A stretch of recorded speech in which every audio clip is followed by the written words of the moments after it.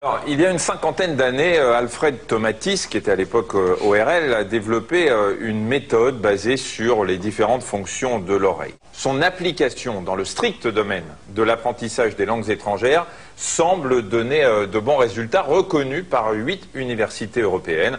Un reportage de Ludovic Jean et Damien Sauc. Nous avons terminé les tests. On va faire le test d'écoute pour déterminer quelle est l'analyse des fréquences de votre oreille. Donc on va vérifier tout ça. Non, nous ne sommes pas chez un ORL et ce monsieur ne passe pas d'audiogramme. Nous sommes tout simplement dans une école de langue. Cette enseignante va mesurer en hertz les fréquences sonores que l'oreille de ce stagiaire peut analyser. On lui proposera ensuite un programme d'enseignement de l'anglais adapté à son oreille.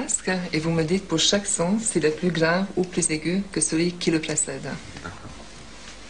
Contrairement aux autres écoles de langue, celle-ci part du principe qu'il faut privilégier l'écoute avant de passer à l'expression orale. Plus grave. Il existe en réalité un circuit qu'on appelle en fait le circuit la boucle audio-vocale, un circuit très étroit de contrôle, si vous voulez, de rétroaction, entre ce qui est émis par la voix et ce qui est analysé, capté par l'oreille. Et la voix n'émet que ce que l'oreille perçoit correctement. Selon cette méthode, nous ne serions pas tous égaux devant l'apprentissage des langues. Elle a mesuré la capacité d'analyse des fréquences sonores en hertz. D'après les résultats, les Russes seraient naturellement les mieux disposés aux langues étrangères devant les Allemands et les Anglais. Les Français seraient parmi les derniers.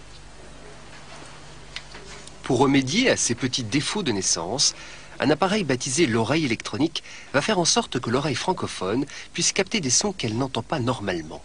Et voilà ce qu'entendent les élèves.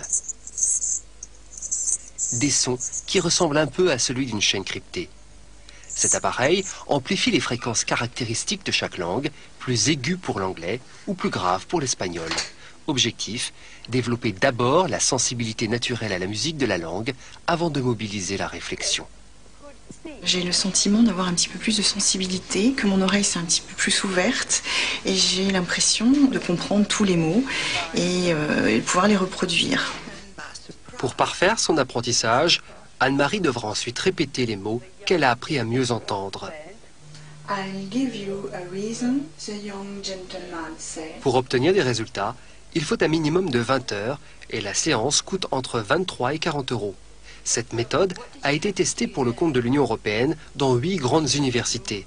Résultat, elle permettrait un gain de 50% sur le temps d'apprentissage.